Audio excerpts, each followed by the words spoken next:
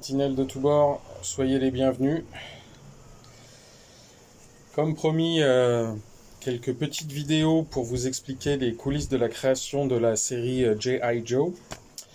Là, j'ai ressorti la planche 1 de l'épisode 1, paru le 1er juillet 2018, avec le premier épisode, le Sax du Dr. Sax. Et je vous ai aussi retrouvé le premier carnet où je commence, disons, après la création du personnage. Je vous avais montré le dessin inaugural où j'ai eu l'illumination du personnage de G.I. Joe graphiquement. Et là, très vite, vu que je savais que ça allait se passer à New York au tout début des années 80, 1980, dans le Lower East Side. Ça, je reviendrai dans une autre vidéo sur les sources d'inspiration et la documentation que j'ai utilisée.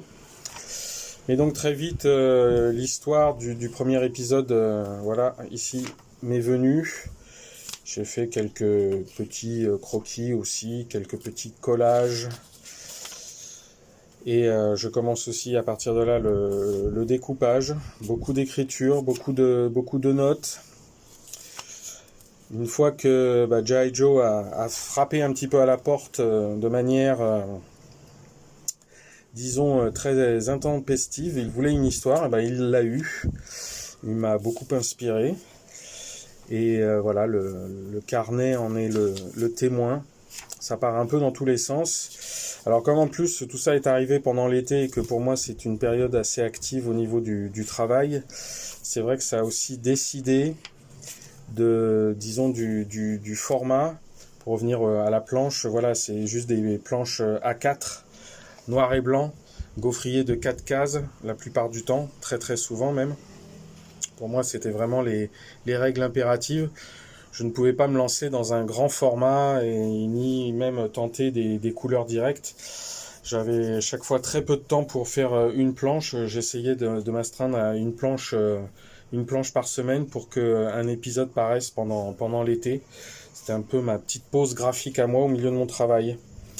Voilà, là on voit encore des croquis préparatoires pour le découpage.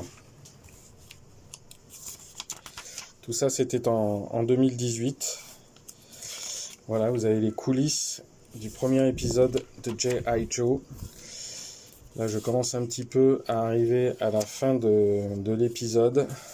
Et voilà, on est au mois d'août et j'avais déjà tout préparé. Il fallait juste exécuter l'épisode final que vous pouvez toujours trouver sur ma page Facebook Christo. Tous les épisodes sont en ligne puisque c'était aussi l'une des particularités de cette série, c'est que j'avais envie de la proposer à la lecture en la mettant directement en ligne. Donc rendez-vous maintenant le 1er juillet 2026 pour le 7e et dernier épisode de G.I. Joe. Sentinelles de tous bords, gardez les yeux ouverts.